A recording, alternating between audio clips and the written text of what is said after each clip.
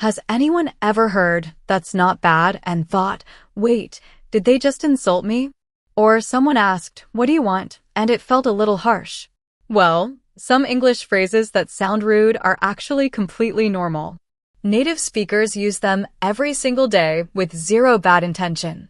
Welcome to the English Beat. I'm Sarah. Today we're breaking down 10 phrases that sound rude but are totally fine. By the end of this video, you'll understand them, feel confident hearing them, and maybe even start using them yourself. Quick question before we start, have you ever felt confused or offended by an English phrase? Let me know in the comments. I read every single one. Alright, let's go. Phrase number 1. That's not bad. Now, if you translate this directly into your language, it might sound like the person is disappointed. Not bad? So, it's bad, but not completely? That doesn't sound very nice, right? But here's the truth. In English, that's not bad is actually a compliment. It means pretty good. Sometimes it even means really impressive. Your friend tries your homemade food and says, that's not bad. They like it. Your manager sees your work and says, not bad at all. You did well. English speakers love understatement, saying something less strong than what they actually mean. Once you understand this, you'll hear it everywhere. Can you think of a similar phrase in your own language? Drop it in the comments. I'd love to see it. Phrase number 2. What do you want? This one can feel very direct, almost aggressive. But context is everything. In a coffee shop, a barista saying, what do you want, is just doing their job. Between friends, it simply means, how can I help you? Tell me what you need. The words themselves are not rude. The tone changes everything. A flat, rushed tone can feel impatient. A warm, open tone sounds helpful and friendly. Same words, totally different feelings. So the next time someone asks you, what do you want, don't panic. They're probably just offering to help. Pause right now and try saying this phrase 2 ways, once impatient, once friendly. Notice how different it feels. Phrase number 3. I could care less. Okay, this one is a little tricky because technically it's incorrect grammar. The correct version is I couldn't care less.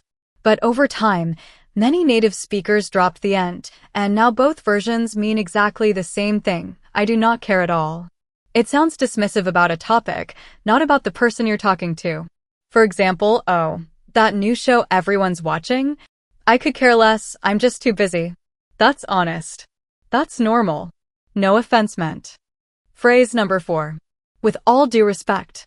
This one sounds very polite on the surface. But people feel something dangerous in it, and, honestly, they're not wrong. With all due respect is used to politely introduce a disagreement. It's like saying, I respect you, and I'm about to challenge what you just said. In professional settings, business meetings, formal debates, even in court, this phrase is completely standard. With all due respect, sir, I think the data shows something different. With all due respect, I'd like to offer another perspective. Bold, but respectful. That's the intention. Phrase number 5. You look tired. In many cultures, this is something you say to someone you care about. It's concern. It's noticing someone. But in some English-speaking cultures, especially American, it can feel like an indirect way of saying you look bad. So is it rude?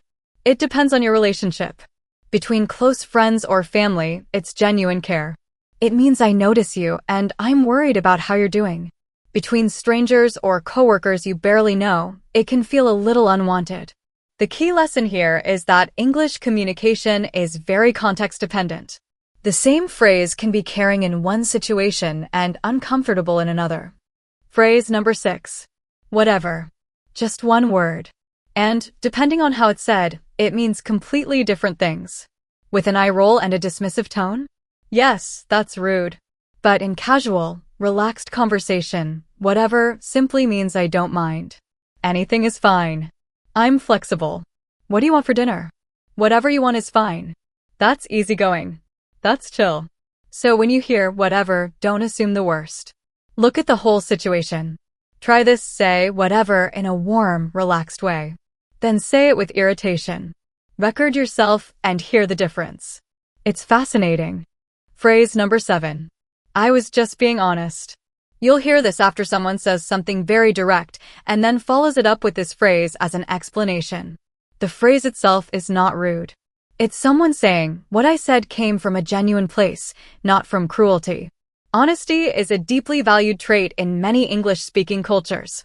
Now, sometimes people use this phrase to avoid accountability after saying something hurtful. In that case, it's not the phrase that's the problem. It's how honesty is being used as a shield. But in its genuine form, it's just someone being real with you. Phrase number 8. No offense, but...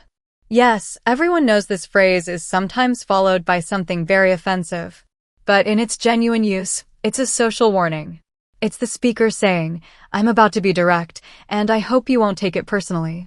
No offense, but I think your design could use some changes. No offense, but I'm really not a fan of action movies. The person is being honest and trying to soften the blow at the same time. That's actually a considerate thing to do, even if the delivery isn't always perfect. Write a sentence in the comments using no offense, but in a funny or kind way. I want to see your creativity. Phrase number 9. Can't you take a joke? At first, this sounds like the speaker is blaming your reaction. And sometimes, yes, that's exactly what's happening. But in many casual, friendly situations, this phrase comes from genuine surprise. The person thought they were being lighthearted, and they're confused that it landed differently. English humor can be very dry, very sarcastic, and very self-deprecating. Dry humor means jokes said in a flat, serious tone with no laughing. Self-deprecating means making jokes about yourself. Teasing means playful jokes between people who know each other well. When someone says, can't you take a joke in that kind of relationship, they're usually just saying, hey, we're in a joking space. Relax. And phrase number 10. Do you know what I mean? Or know what I'm saying? Or just you know? This does not mean, are you smart enough to follow me? Not at all. It's simply a conversation filler. A natural check-in. The speaker wants to make sure you're following along, and that's actually quite considerate. I just feel like life is too short to stress over small things, you know what I mean? I wasn't trying to criticize, I just wanted to help know what I'm saying.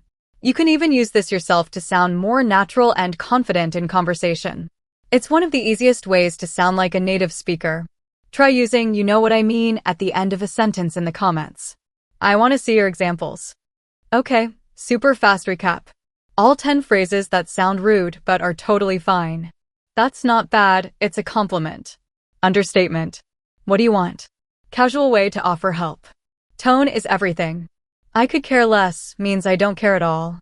With all due respect, polite professional disagreement. You look tired, usually genuine care and concern. Whatever can mean I'm flexible or anything is fine. I was just being honest, a genuine explanation, not an excuse. No offense, but a soft warning before directness. Can't you take a joke? Signals a joking, friendly context. Do you know what I mean? A natural filler, not a test of your intelligence. The big takeaway in English, context is king. The same phrase can sound completely different depending on tone, relationship, and situation. The more you listen and practice, the more natural this becomes. And you are getting better. Every single day. That's a wrap on today's episode. If this helped you, hit that thumbs up. It seriously helps the channel reach more learners just like you. Which phrase surprised you the most today? Drop it in the comments. I genuinely love reading your stories. If you're new here, welcome to the English Beat. Subscribe and hit the notification bell so you never miss a video. We post every week. And check out the video right here on common English mistakes beginners make. It's a perfect follow-up to today. Thank you so much for watching. I'll see you in the next one. Keep going, you've got this.